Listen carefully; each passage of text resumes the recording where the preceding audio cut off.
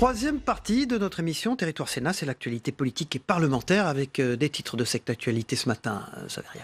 Bonjour à tous et bienvenue dans cette édition. Hausse de la prime à la conversion de 2 à 4 000 euros pour les 20% les plus modestes. Aide au covoiturage, chèque énergie augmentée et étendue à plus de Français. Voilà quelques-unes des annonces à l'instant d'Édouard Philippe. Le Premier ministre qui, à 3 jours de la grande mobilisation du 17 novembre, tente de calmer la colère des Français. Ce soir, ce sera Emmanuel Macron qui s'exprima en direct du porte-avions Charles de Gaulle.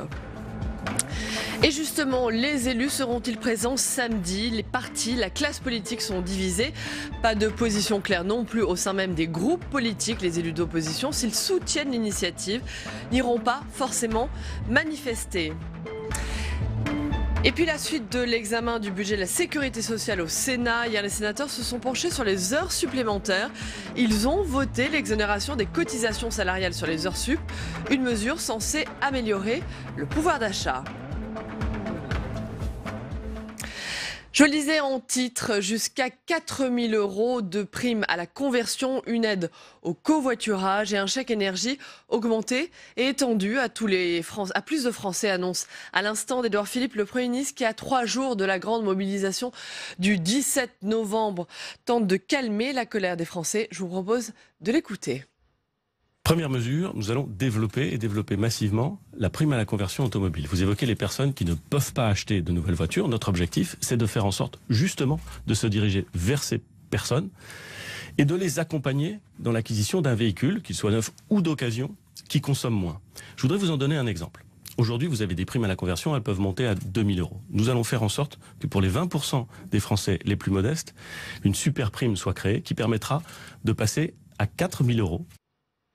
Voilà, faut-il craindre justement des débordements samedi à 3 jours de la grande manifestation des Gilets jaunes? Le gouvernement s'inquiète et menace partout où il y aura des blocages. Nous interviendrons, annonce du ministre de l'Intérieur Christophe Castaner. Je vous propose de regarder ce sujet d'Héloïse Grégoire. D'un ton ferme, Christophe Castaner met en garde les Gilets jaunes. Le 17 novembre prochain, aucune tolérance à l'encontre des blocages. Partout où il y aura un blocage et donc un risque pour les interventions de sécurité, mais aussi pour la libre circulation, nous interviendrons. Le ministre de l'Intérieur invite les Gilets jaunes à bien déclarer leurs actions en préfecture. Pour la droite, Christophe Castaner met de l'huile sur le feu au lieu d'apaiser la colère des manifestants. Il est tout le temps dans l'excès, il est dans l'excès alors qu'il faudrait écouter et calmer le jeu. C'est pas ça, préserver la paix civile. Pour d'autres, ces propos illustrent bien la fébrilité du gouvernement. C'est panique à bord sur le Titanic, c'est ça. Le Titanic va tout droit vers l'iceberg, le Titanic de M. Macron, et là il panique à bord, voilà, c'est tout bête. Même constat au Parti socialiste, la fermeté et les menaces du ministre de l'Intérieur ne sont pas justifiées. On aurait besoin dans ce pays de réparer les fractures à la fois territoriales et sociales. On ne le fait pas sur le plan des politiques qui sont menées et on le fait encore moins sur le plan de la façon dont on s'adresse aux gens et dont on peut être à l'écoute. Moi je trouve que c'est déplorable. Répondre à ce mouvement simplement par des menaces, etc., prouve bien un état d'esprit qui est un peu gênant. Les Gilets jaunes ont annoncé plus de 600 points de blocage partout en France pour la journée de samedi. Et justement, les élus sont-ils présents samedi lors de ces manifestations? Les partis, la classe politique sont divisés, pas de position claire non plus au sein même des groupes politiques. Les élus d'opposition, s'ils soutiennent l'initiative, n'iront pas forcément manifester samedi. Reportage Fabien Ricker. Au Sénat, pas facile de se positionner sur le mouvement des Gilets jaunes. Si le patron des LR, Laurent Wauquiez, ira manifester samedi, à droite, tous ne partagent pas cette ligne. Je ne peux pas non plus cautionner le fait qu'on bloque un pays, c'est pas possible. Mais de l'autre côté, il faut que le chef de l'État entende aussi ces Français qui aujourd'hui souffrent. Unanime pour dénoncer la hausse des taxes sur les carburants, certains sénateurs LR regrettent que le parti avance en ordre dispersé. Nous ne profitons pas encore très directement de la dégringolade du président de la République. Et si on veut, dans les sondages j'entends, et si on veut à un moment recapitaliser et retrouver la confiance de nos concitoyens, il faut qu'on chasse en meute et qu'on soit unis. À gauche aussi, on dit comprendre la grogne, mais les sénateurs PS semblent bien peu à l'aise avec un mouvement ouvertement soutenu par le Rassemblement national. Ce mouvement, il est récupéré, on le sait, notamment en grande partie par l'extrême droite. Et donc, pour ce qui me concerne, tous ceux qui peut être récupéré de cette façon-là m'inquiète terriblement. Le patron des socialistes au Sénat n'enfilera donc pas son gilet jaune et préfère critiquer les hausses de taxes. Le Parti socialiste a fait des propositions, y compris dans le cadre de la loi de finances, pour montrer qu'il y a d'autres voies possibles et que l'écologie punitive, au travers de ces taxes, doit être combattue. Difficile en tout cas pour l'opposition de tirer parti de cette fronde menée en dehors de tout parti ou syndicat. Certains sénateurs disent également redouter d'éventuels débordements dans leur département. La suite de l'examen du budget de la sécurité sociale au Sénat. Hier, les sénateurs se sont penchés sur les heures supplémentaires. Ils ont voté l'exonération des cotisations salariales sur les heures sup, une mesure censée améliorer le pouvoir d'achat. Quentin Calmet. C'est une mesure très symbolique pour le gouvernement et elle a été adoptée hier par la majorité de droite et du centre du Sénat. L'exonération de cotisations sur les heures supplémentaires est la source d'un gain de pouvoir d'achat selon l'exécutif, et ce, pour les salariés du privé comme du public. Un article du projet de loi de financement de la sécurité sociale qui rappelle la loi TEPA, votée sous Nicolas Sarkozy et abrogée en 2012 par le gouvernement de François Hollande. S'il y a bien une chose que la majorité d'hier a mal faite, c'est bien d'avoir supprimé les heures supplémentaires désocialisées et défiscalisées pour les ouvriers et pour les employés d'autres pays. Manuel Valls le disait lui-même lorsqu'il était encore Premier ministre de votre majorité. Et je crois que le président Hollande l'a très fortement regretté d'avoir par idéologie cassé une mesure qui était d'autant plus difficile à mettre en place lors de la loi TEPA qu'elle n'a pas été supprimée au moment de la crise financière. Levée de bouclier sur les rangs de la gauche et en particulier pour les communistes qui s'opposent à la mesure. À la clé, une autre référence à Nicolas Sarkozy. Mes chers collègues, il y a 10 ans, Nicolas Sarkozy nous proposait de travailler plus pour gagner plus. Avec l'exonération des cotisations sociales sur les heures supplémentaires, M. Darmanin nous présente désormais le travailler plus pour ne pas perdre en pouvoir d'achat. De mieux en mieux, dirions-nous, non sans ironie. Une mesure voulue comme un marqueur pour l'exécutif en termes de pouvoir d'achat et également un des points clés de ce projet de loi de financement de la sécurité sociale adopté par le Sénat. Cette exonération de cotisations salariales sur les heures supplémentaires entrera en vigueur en septembre 2019. Voilà, place à la deuxième interview politique de cette émission dans un instant avec le face-à-face. Face avec Cyril Pellevat, qui est sénateur Les Républicains de Haute-Savoie. Bonjour et merci d'être présent sur ce plateau ce matin. Bonjour Cyril Pellevat, vice-président également, vice-président de la Commission des affaires économiques au Sénat. Le gouvernement vient d'annoncer, on l'a entendu, plusieurs mesures pour aider les Français à faire face à la hausse des prix du carburant, prime à la conversion, chèque énergie, aide au covoiturage. Est-ce que c'est suffisant ou le compte n'y est pas ? Je pense que ces mesures vont dans le bon sens. Par contre, c'est pas suffisant dans le sens où aujourd'hui, la manifestation qui va avoir lieu samedi vise vraiment au prix du carburant et sur les hausses qui vont avoir lieu au mois de janvier. Et aujourd'hui, on répond pas à ces préoccupations-là. Et on voit que les mesures annoncées vont principalement toucher une vingtaine de % de la population, mais la classe moyenne qui aujourd'hui se plaint du pouvoir d'achat, qui aujourd'hui est matraquée, n'aura pas de compensation suffisante. Qu'est-ce qu'on fait pour la classe moyenne ? Qu'est-ce qu'il faut faire justement pour aider la classe moyenne qui est elle aussi impactée par cette hausse des prix du carburant ? Et je pense que les revendications qui étaient un gel des taxes, voire une diminution, sont aujourd'hui légitimes et ça permettrait, malgré aujourd'hui l'effet de la baisse du baril, de compenser cette hausse et de pouvoir répondre aux préoccupations directes de la classe moyenne. Alors cette grande mobilisation de samedi prochain, est-ce que vous comprenez, vous soutenez personnellement cette colère citoyenne ? Écoutez, bien évidemment, en tant que citoyen, en tant que personne qui est touchée, en plus moi je viens d'un territoire rural, la Haute-Savoie, on a énormément de kilomètres à faire, que ce soit pour aller dans les permanences, pour aller sur les territoires. Et j'ai bien évidemment aussi beaucoup de personnes de ma circonscription qui vont travailler côté suisse, donc il n'est pas rare de faire des 30, 40, 50 kilomètres pour aller travailler. Donc clairement, je comprends ces revendications, je les soutiens. À titre personnel, je n'irai pas manifester, mais par contre, je poserai le gilet jaune. Pour être très clair, vous n'irez pas vous personnellement manifester parce qu'il n'y a pas de position uniforme au sein de votre parti, Les Républicains. On a du mal à suivre, on a du mal à comprendre. Laurent Wauquiez, lui, y va. Ouais, d'autres n'y vont pas, vous n'irez pas, mais vous soutenez personnellement. Oui, bien évidemment. Je pense qu'après, on a chacun aussi nos préoccupations, nos agendas. Moi, à titre personnel, samedi, je suis monopolisé sur la circonscription, mais comme je vous l'ai dit, je comprends tout à fait le mouvement et par rapport à la Haute-Savoie. Est-ce qu'il faut craindre, c'est ce qu'on entend un peu depuis hier avec les propos du ministre de l'Intérieur, de Christophe Castaner, est-ce qu'il faut craindre des débordements, des affrontements ? Aujourd'hui, on est dans une situation où on ne sait pas finalement ce qui peut se passer. C'est-à-dire qu'on voit les pétitions en ligne qui ont été faites sur Internet, on voit les appels à mobilisation, etc. Aujourd'hui, c'est un mouvement qui est apolitique, qui n'est pas structuré, qui n'est pas mené par des syndicats, où quelque part tout le monde peut participer. Donc, il est clair que que l'organisation en tant que telle, on n'est pas à l'abri d'avoir des casseurs à l'intérieur et qu'il puisse y avoir des dégradations. Est-ce qu'il faut envoyer la police en cas de blocage? C'est la menace, la déclaration qu'a encore fait ce matin Christophe Castaner. Et je pense qu'il ne faut pas aller jusque-là. Après, s'il y a des dégradations ou s'il y a des casseurs à l'intérieur, bien évidemment, il faudra envoyer la police. Mais par contre, quand on a un mouvement citoyen, et c'est un peu quelque part Macron qui se fait prendre à son propre jeu, il faut laisser les citoyens s'exprimer. Alors, pour en revenir à la position des Républicains de votre parti, Guillaume Pelletier, qui est, je le rappelle, un vice-président des Républicains. Alors lui, il appelle à une fronde des territoires contre les taxes Macron et sa politique de casse sociale. Une fronde des territoires, est-ce qu'il a raison ? On le voit depuis 1 an et demi, il y a quand même énormément d'annonces qui ont été faites contre les territoires, que ça soit la réforme de la carte judiciaire, que ce soit la réforme de la carte des hôpitaux, la fermeture de certaines maternités. On le voit en ce moment avec les plans qui sont décidés au niveau du ministère des Comptes publics, avec la fermeture aussi de certaines trésoreries. On sent qu'au niveau local, enfin même au niveau des collectivités, avec la suppression progressive de la taxe d'habitation, il y a un sentiment d'abandon, et y compris des territoires ruraux, et surtout des territoires ruraux par rapport à cette politique qui est menée actuellement.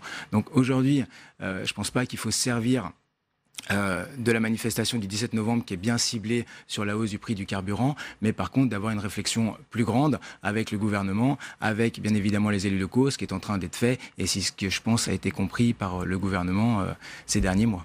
Cyril Pellevat, j'aimerais qu'on évoque maintenant un autre sujet dans l'actualité, puisque vous êtes, je le rappelle, vice-président de la Commission des Affaires européennes au Sénat. Un accord a été trouvé cette nuit entre Bruxelles et Londres sur le Brexit. Est-ce que c'est un soulagement ? Oui, c'est un soulagement. C'est un accord qui était attendu de longue date, les tractations. On a eu peur à un moment d'aller sur un no deal. Maintenant, l'accord est en train d'être lu, je crois, par les ministres. Il devrait être ratifié par le Parlement. Donc on attend les conclusions pour pouvoir pousser le ouf de soulagement. Yves Valette, ça va être facile cette ratification par le Parlement britannique ? Écoutez, aujourd'hui, on a l'impression quand même que les pro-Brexit et la partie dure de Theresa May a quand même tendance à sentir que l'accord n'est pas suffisant. Donc aujourd'hui, je ne suis pas convaincu à 100% qu'on puisse avoir un accord dans le cadre du Parlement. Et alors, dans la population britannique, on entend de plus en plus des appels pour un nouveau vote, un nouveau référendum. Est-ce que ça peut aboutir ? Est-ce que c'est une possibilité réelle ? Mais si à un moment il n'y a pas d'accord avec le Parlement dans le cadre de l'accord proposé entre Bruxelles et Londres, et on a vu qu'on avait de plus en plus aujourd'hui d'Anglais qui ont voté peut-être à un moment pour le Brexit et qui voient aujourd'hui les conséquences, et qui aujourd'hui auraient potentiellement un autre vote. On a vu qu'il y avait des manifestations à Londres, je crois que c'était il y a 2 semaines en arrière. Clairement, on pourrait arriver sur un nouveau référendum. J'aimerais maintenant qu'on parle rapidement des tweets de Donald Trump. On en a beaucoup parlé depuis hier. Est-ce que vous êtes inquiet des relations internationales alors que s'achève bien sûr le Forum de Paris qui a duré 3 jours, de l'attitude belligérante du président américain, et puis plus généralement de la montée des nationalismes en Europe? Oui, bien évidemment. Je pense que quand on regarde les tweets de Trump, voilà, on est un petit peu dubitatif. Oui, au-delà de cette attitude belligérante, belliqueuse, j'allais dire, est-ce que le nationalisme en Europe, c'est une réelle inquiétude, comme le dit d'ailleurs Emmanuel Macron? Non, mais on le voit clairement dans les pays. On peut parler de la Pologne, de la Hongrie, d'Italie. On a une montée des nationalistes et quelque part un renfermement sur la frontière des propres pays. Et on a à côté de ça une Europe qui peine à trouver un second souffle par rapport à sa création. Et ces montées des nationalistes nous inquiètent. Et c'est vrai qu'on arrive maintenant à 6 mois des élections importantes que sont les élections européennes, et on a du mal à faire passer le message auprès de la population de qu'est-ce qu'apporte l'Europe, qu'est-ce qu'on peut faire avec l'Europe, quels sont les avantages, etc. Et le message, malheureusement, sur cette Europe-là, a du mal et est exploité par les extrêmes. Et on le voit sur les sondages, notamment en France, qu'on n'est pas à l'abri d'avoir, encore une fois, le Rassemblement national en tête des suffrages. Mais ça, c'est à nous aussi de communiquer. Merci beaucoup. Merci Cyril Pellevat. Merci. Vous êtes sénateur de Haute-Savoie. La saison en montagne s'annonce-t-elle bien? Vous avez des Écoutez, la saison, en tout cas, j'ai eu l'occasion d'aller dans plusieurs stations de ski ces derniers temps pour regarder un peu les mises en place. Les préparations sont en cours. Maintenant, on attend la neige pour le mois de décembre et commencer sereinement et accueillir tous les tourismes pendant les vacances de Noël. Vous êtes skieur vous-même? Je suis skieur moi-même. Merci beaucoup Cyril Pellevat, sénateur Merci Cyril Pellevat. Merci. Savoie, on passe à l'agenda avec Saveria dans un instant. Merci. Il s'en passe des choses, cette semaine. À midi, il faudra suivre aujourd'hui au Sénat la conférence de presse de Bruno Retailleau, Albéric de Montgolfier et Alain Milon sur le projet de loi de finances 2019 et le projet de loi de financement de la sécurité sociale. La droite, l'opposition sénatoriale qui présente son contre-projet. À 14h30, la reprise de la séance, justement l'examen du budget de la sécurité sociale, examen qui a commencé depuis lundi au Sénat.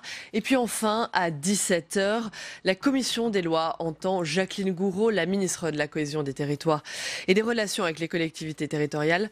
Audition sur le projet de loi de finances pour 2019. Voilà, dans un instant, on va passer à l'œil 2. C'est Anne Levade qui va nous rejoindre. Puis après, il reste avec nous la revue de presse des unes nationales et de la presse quotidienne régionale. Pour l'instant, c'est l'œil 2 dans un instant. Bonjour Anne Levade, vous êtes constitutionnaliste et habituée de ce plateau maintenant, dans cette troisième partie d'émission. Merci d'être là.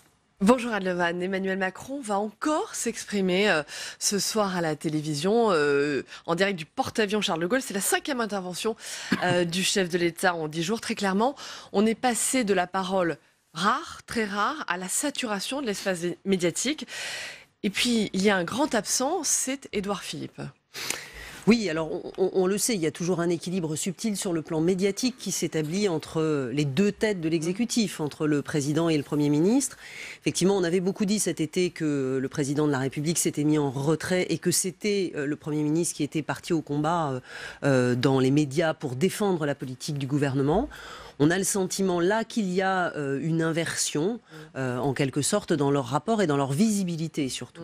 Alors bien sûr, c'est Édouard Philippe qui a ce matin fait les annonces sur les mesures d'aide à la hausse des prix du carburant. Mais néanmoins, est-ce qu'on a le sentiment, est-ce que c'est un sentiment, c'est une petite musique, c'est une réalité que Emmanuel Macron gouverne, Édouard Philippe préside? C'est lui, justement, le Premier ministre qui a présidé les cérémonies hier d'hommage aux attentats du 13 novembre. Alors quand on est constitutionnaliste, c'est une question qui est intéressante parce que cette question de savoir qui préside et qui gouverne, c'est en quelque sorte une question éternelle sous tous les régimes où on a deux têtes de l'exécutif. Et quand on regarde les textes de la Constitution, on s'aperçoit qu'il y a une petite ambiguïté, puisque on a un article, celui sur la fonction présidentielle, qui nous dit que le président de la République est l'arbitre, le garant des institutions, mais, dit-on, il fixe le cap, notamment parce qu'il est élu et élu sur un programme. Et puis de l'autre côté, on a deux articles qui nous disent que le gouvernement détermine et conduit la politique de la nation. Or, déterminer la conduite de la nation, c'est aussi fixer des grandes orientations, et puis que le Premier ministre dirige l'action de ce gouvernement.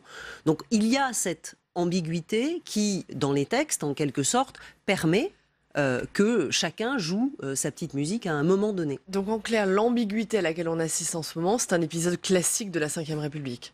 Oui, c'est un épisode classique qui tient beaucoup, d'une part, au contexte. Il y a des moments où le gouvernement est en avant et d'autres où au contraire c'est le chef de l'État qui reprend en quelque sorte la main, et puis qui tient beaucoup aux personnalités. Parce qu'on a des personnalités qui vont jouer un rôle dans cet équilibre subtil entre deux personnes, entre deux hommes à la tête de l'État. Justement, cette bicéphalie, j'allais dire cette direction à deux têtes, c'est une particularité de la Ve République, de nos institutions. Alors c'est une particularité parce qu'effectivement on a soit des régimes comme les États-Unis où on a simplement un chef de l'État, soit des régimes comme ceux qu'on voit au Royaume-Uni, en Allemagne ou en Espagne, et où le rôle politique est dévolu au Premier ministre. Et la question s'est posée à plusieurs reprises, y compris juridiquement sous la Ve République, de clarifier les choses. Par exemple, en 2007-2008, au moment de la révision constitutionnelle, on avait réfléchi à réécrire les articles que j'évoquais tout à l'heure pour dire que le président détermine la politique et que, en quelque sorte, le gouvernement la met en œuvre. Pourquoi ça n'a pas été fait finalement ? Alors, ça n'a pas été fait tout simplement parce qu'on a eu le sentiment que ça ne dysfonctionnait pas et que malgré tout, comme nous avons toujours le droit de dissolution, comme nous avons toujours la responsabilité politique du gouvernement, que nous sommes ce régime un peu particulier. On ne peut pas exclure l'hypothèse d'une cohabitation. Et dans ce cas-là, on voit bien que le fait qu'on ait deux personnes qui puissent alternativement se mettre en avant ou en retrait est aussi un élément important. Et la faute à qui cette situation? Est-ce que c'est plus dû au quinquennat ou à la nature bicéphale du régime? Alors, le point d'origine, c'est la nature bicéphale. Le quinquennat a évidemment accentué les choses, puisqu'on a un président de la République qui a moins de temps institutionnel et qui donc cherche à frapper plus fort et qui donc bien souvent prend des positions médiatiques beaucoup plus fréquentes. Très bien, merci beaucoup. De ces éclairages, Anne Levade, constitutionnaliste. Merci, on passe dans un instant à la revue de presse et les unes de la presse quotidienne nationale et régionale. Dans un instant. Et on démarre avec la une du Parisien, la colère des Gilets jaunes récupérée par les extrêmes ce matin. Une grande interview de Marine Le Pen dans le Parisien ce matin. Le Pen se frotte les mains. La présidente du Rassemblement national veut surfer sur la colère des Français et l'impopularité d'Emmanuel Macron. Marine Le Pen qui dit respecter le caractère apolitique de la journée de mobilisation contre la hausse des taxes sur les carburants, mais qui ne s'y rendra pas. Ouest France, qui sont derrière les Gilets jaunes, se demande ce grand quotidien de l'Ouest ce matin. Ils s'apprêtent à bloquer la France samedi pour manifester leur colère contre la hausse des prix du carburant, la vie chère, mais aussi le chômage, la sécurité. Qui sont les Gilets jaunes? À 3 jours de la grande journée de mobilisation, le sociologue Jean Viard décrypte les raisons de cette colère, mais aussi les craintes du gouvernement face à ces rassemblements, face à ces blocages spontanés. Pour ce sociologue, les Gilets jaunes, c'est la France qui se lève tôt. Reportage, analyse à lire dans Ouest France aujourd'hui. Il était présent sur ce plateau il y a quelques minutes, le rédacteur en chef de l'Union de Reims, c'est les finances des régions qui sont à la une de son journal.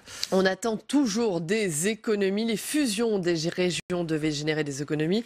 Problème, les dépenses du Grand Est et des Hauts-de-France sont en hausse, 15% pour le Grand Est. Cette fusion devait servir à réaliser des économies d'échelle, donc à réduire les dépenses de fonctionnement qui ont bien été maîtrisées, mais globalement, peu d'économies réalisées. Les hausses sont liées en partie à la récupération l'année dernière de 2 nouvelles compétences, les transports interurbains et scolaires, mais aussi l'attractivité économique. Voilà, le journal de Sébastien Lacroix, c'est son nom, est aussi regardable sur Internet, bien sûr, à l'union.fr. À la une de Nice Matin, un maire qui tente de sauver l'école de son village.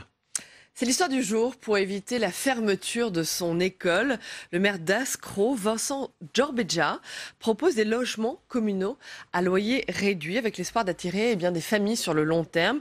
Ils sont 21 enfants de 3 communes différentes à suivre l'enseignement dans cette école de la maternelle au CE2. Problème, il en faudrait au moins 24 pour maintenir cette école ouverte. Le maire a donc décidé de tout faire pour attirer les familles à s'installer et à rester dans sa commune. Il propose donc des logements sociaux à loyer défiant toute concurrence, 200 € pour un 3 pièces. Reportage à lire donc dans la version numérique de Nice Matin. Voilà, le grand saut, c'est pour très bientôt, c'est le prélèvement à la source qui est à la une de Presse Océan, un des quotidiens du groupe Ouest France ce matin. Le prélèvement à la source de l'impôt sur le revenu entrera en vigueur le 1er janvier sans attendre cette date. Les employeurs se préparent, ils accompagnent leurs salariés dans ce qui les attend en début d'année. Reportage à lire donc ce matin à la une de Presse Océan. Voilà, on termine avec l'éclair des Pyrénées et les perturbations climatiques. On sait parce que Cyril Pellevat nous l'a dit que dans les Alpes, il y allait avoir de la neige. Y aura-t-il de la neige dans les Pyrénées en hiver? Pas sûr. On annonce 2 fois moins de neige dans les Pyrénées d'ici 2050. Un nouveau rapport d'experts qui prévoit un réchauffement climatique particulièrement marqué sur la chaîne pyrénéenne. Résultat, les stations et les professionnels vont devoir s'adapter. Les températures, elles pourraient augmenter de 7 degrés dans le pire des cas et de 2 degrés dans le meilleur. L'épaisseur de neige dans les Pyrénées pourrait donc diminuer de moitié. Merci Saveria, on vous retrouve demain. Demain, évidemment, au cours de cette émission, nous commenterons les interventions, celle du Premier ministre qui était ce matin sur RTL, celle du Président de la République qui sera ce soir à la télévision sur TF1. Et puis, on continuera de développer nos thématiques sur les territoires en vous remerciant de votre fidélité. Vous êtes de plus en plus nombreux à nous regarder. Dans un instant, c'est la météo des territoires, justement, le temps qu'il fait en France, mais aussi dans les territoires français d'Amérique, du Pacifique, des Caraïbes, de l'océan Indien. C'est une particularité dans cette émission de voir ce type de météo également. Et puis le Zap Matin de Christophe Combarieux reprendra ce qui s'est passé dans les autres émissions hier soir et ce matin dans un instant. Merci à tous. Merci de votre fidélité. Bonne journée. À demain. À demain. Au revoir. La météo vous est présenté par l'Assemblée des départements de France.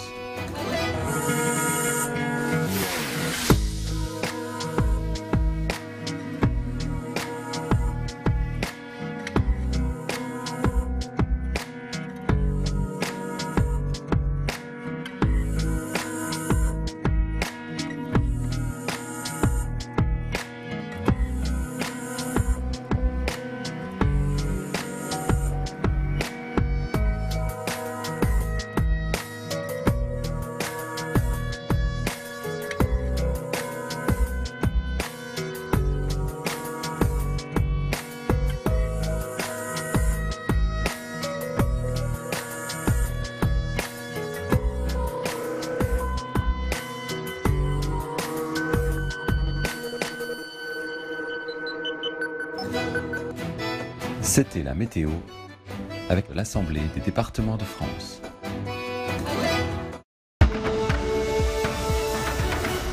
Nous considérons qu'il est certes peu populaire, mais néanmoins parfaitement justifié de dire que demain, la fiscalité doit plus peser sur la pollution que sur le travail. Il est important de rappeler que contester oui, bloquer non, et je pense que le message était très clair ce matin. Partout où il y aura un blocage et donc un risque pour les interventions de sécurité, mais aussi pour la libre circulation, nous interviendrons. Il y aura d'abord des discussions et ensuite il y aura plus fermement, si c'est nécessaire, le fait de faire dégager la route. Tandis que Jean-Luc Mélenchon semble garder ses distances en souhaitant du succès à la mobilisation, François Ruffin explique pourquoi il participera personnellement au mouvement du 17 novembre. Alors cette finance, on en est. Je me rappelle du Bourget. Vous n'avez pas pu la mater? Oui, mais on l'a un peu contrôlée quand même. Oui, oui. Aujourd'hui, elle est toute puissante, de nouveau. Oui. Et elle va faire d'autres dégâts. On voit bien les crises qui arrivent. Hein. Nous ne pouvons pas laisser la colère des Français être récupérée et exprimée par Marine Le Pen. Nous devons en être. Est-ce qu'il y a eu un seul débat à l'Assemblée nationale sur ce prélèvement massif sur le gasoil et l'essence? Est-ce qu'il y a eu un débat? Non. Les Français n'ont pas entendu de débat. Donc, ils ont le sentiment d'une brutalité, d'une décision unilatérale. Et dans un pays moderne, je le répète, on ne peut plus fonctionner de cette façon-là. Marine Le Pen dit... Vous êtes retiré de la vie politique intégralement ou pas? Non. Vous allez revenir? Je vais revenir. Donald Trump enflamme les réseaux sociaux, enflamme la toile avec ses tweets. Il y a une salve aujourd'hui contre le président Macron. Emmanuel Macron suggère de créer une armée pour protéger l'Europe face aux États-Unis, à la Chine, à la Russie. Oui. Mais c'était bien l'Allemagne, on est d'accord, mais c'était bien l'Allemagne qu'il y avait en face pendant les deux guerres mondiales. Comment ça s'est passé pour les Français? Ils commençaient à apprendre l'allemand avant que les Américains ne débarquent. Je ne suis pas médecin. Et donc je ne peux pas répondre de ce qui me semble être maintenant un cas pathologique prouvé. S'agissant du président Trump. Ce qu'on peut souligner quand même du président Trump, c'est que lui, il joue toujours carte découverte. C'est-à-dire quand il vous insulte, il vous insulte. Quand il n'est pas content, il vous le dit. Avec d'autres pays, c'est différent. Mais à chaque fois, la France répond. Donc il ne fallait pas qu'Emmanuel Macron l'invite le 11 novembre. Je considère qu'on est trop carpette par rapport à lui. Il s'en est pris directement au chef de l'État en rappelant sa faible popularité et l'important chiffre du chômage, estimant enfin que la France était un pays très nationaliste selon lui. J'aurais répondu. Ta gueule.